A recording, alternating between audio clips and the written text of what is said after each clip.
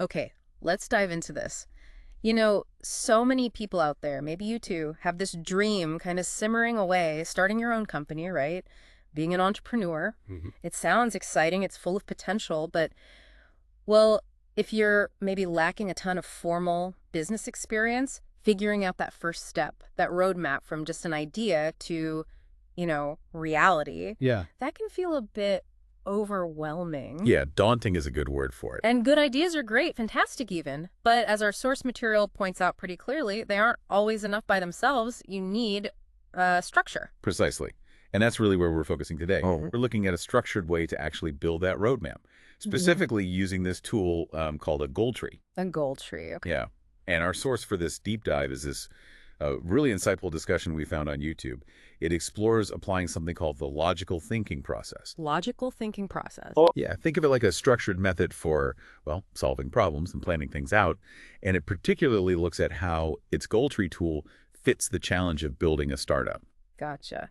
So our mission today is to really get our heads around this, to unpack how this goal tree thing can actually work as your entire strategy guide and roadmap, Yeah. especially, and this is key, for a company that, well, let's be honest, doesn't even exist yet. Right, starting from scratch. Exactly. We want to pull out the core value of this approach, and thankfully, our source gives us a really fascinating real-world example that kind of brings it all to life. It does. And, lots of people do want to be entrepreneurs. They have these great ideas, but often, Yeah. yeah, very little experience in the business world, or Uh, maybe just understanding the environment they're going to be stepping into. Right.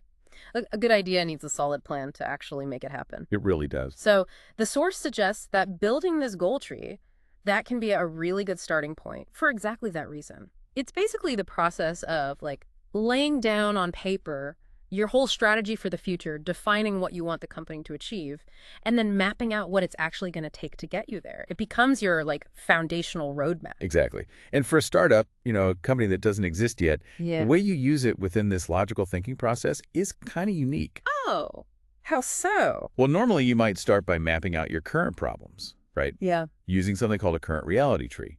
But here, well, there is no current reality of the Yes. company yet. Because it doesn't exist. Makes Right. sense. So you go directly from figuring out your main goal on the goal tree to then creating what's called a future reality tree that shows what success looks like, and then to a prerequisite tree, which details the sort of step-by-step sequence needed to get there. Okay, that sequence makes sense. You start with the end in mind, but how does the actual process, building this goal tree, how does that specifically help you avoid missing crucial stuff? I mean, couldn't you just brainstorm a list? That's where the power of the structure really comes in.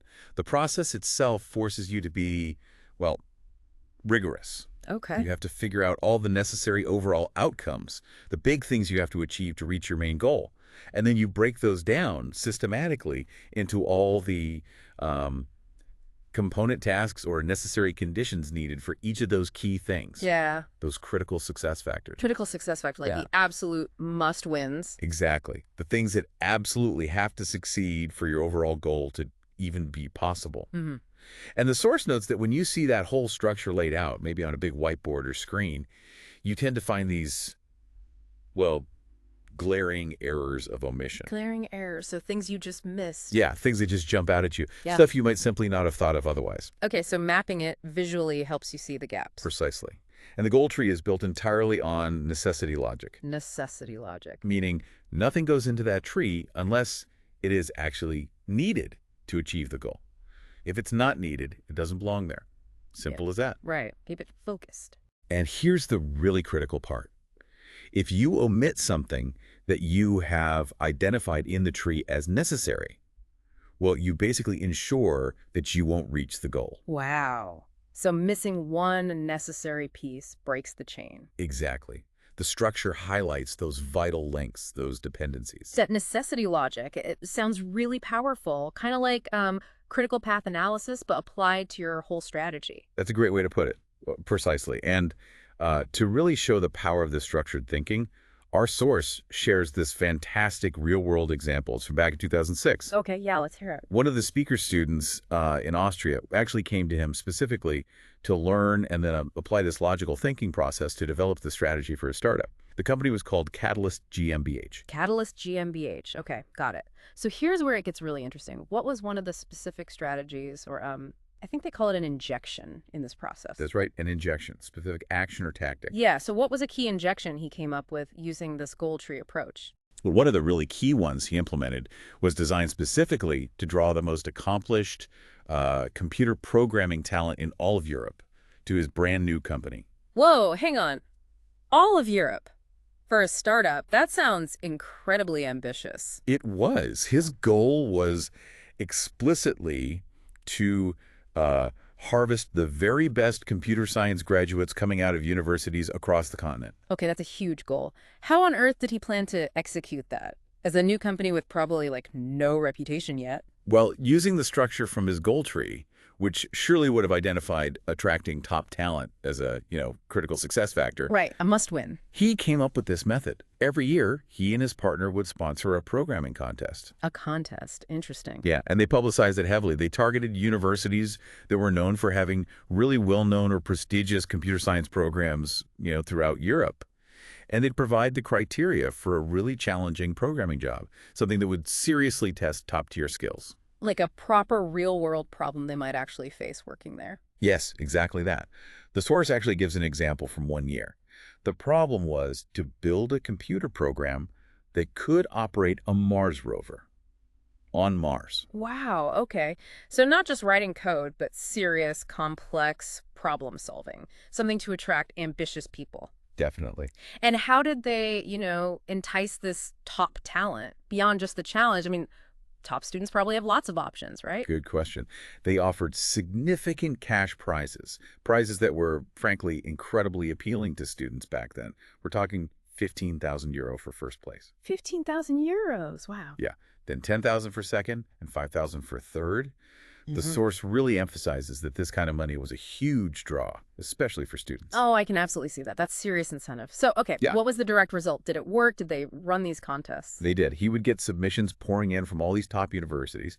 He and his partner would evaluate them, pick the top 3, award those big prizes, and here's the crucial bit, the strategic link back to his goal. Yep. Along with those prizes came an immediate offer of postgraduate employment in his company.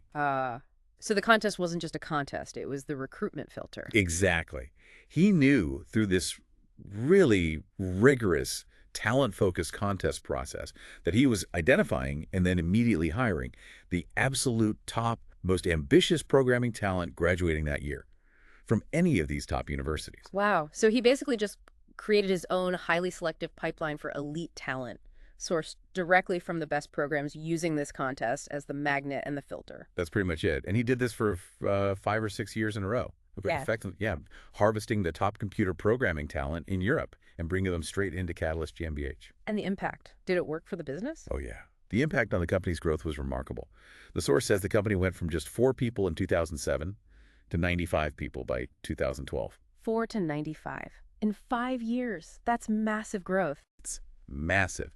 And as the source highlights, these weren't just any 95 people. They were 95 really good people, specifically selected for their talent and ambition using this strategy that came right out of his structured thinking process. That is just incredible. Growth really fueled by this super clever strategic talent acquisition method, which came from their planning. And what did the student himself say about it, his reflection? Well, he directly told the speaker from the source material, quote, "I would never have been able to do this without the logical thinking process." Wow. That quote really nails it, doesn't it? This structured thinking wasn't just like a nice-to-have exercise. It was actually foundational to his success. Absolutely. And clearly, hiring and retaining the best people was a massive critical success factor that his goal tree helped him figure out how to achieve. No doubt. Yeah. And that critical success factor, hire top talent, it would have branched down into all sorts of necessary conditions and tasks. Things like defining the contest criteria, securing the prize money, publicizing it effectively, evaluating the submissions, having the capacity to actually make job offers and onboard people, and so on and so on. Right. All the detailed steps needed to make the big strategy happen. Exactly. And this actually brings up a really important nuance about these goal trees that the source highlights. It's something people often kind of overlook. Oh, okay. What's that? Well, when people look at a goal tree, right, they see the main goal way up at the top, Yeah. then the critical success factors just below it. And then this whole network of necessary conditions and tasks leading all the way down to the very bottom, sometimes dozens, maybe hundreds of little tasks down there. Okay. There's this natural, almost subconscious tendency, the source suggests, to think that the tasks or conditions way down there at the bottom are somehow less important than the big, high-level critical success factors near the top. I can see that. Like the foundational stuff is just, necessary grunt work, maybe less strategic than the big picture goals. Exactly that feeling. But the source makes it crystal clear. The fact of the matter is, it doesn't matter where a task or condition sits in the goal tree, whether it's near the top or way down at the bottom, they're equally important. Equally important. Hold on. But isn't hiring top talent kind of a bigger deal than, say, defined contest criteria? One feels much more strategic. Not in terms of necessity, and here's why.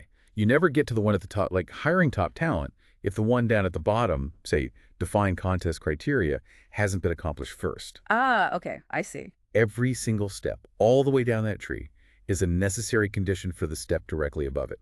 So if you fail at the very bottom, if some fundamental, seemingly small task isn't completed, the entire structure sitting above it is completely undermined. It just cannot be achieved. Like a chain of dependencies. Exactly.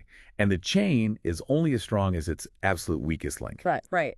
So the big critical success factor of higher top talent, it just couldn't happen without the lower task of publicized contest criteria, which itself couldn't happen without the condition of defined contest criteria, and maybe even lower steps like, I don't know, securing the prize money or setting up the submission website. Precisely. Every single step is essential because they all rely entirely on the ones below them being done first. You got it.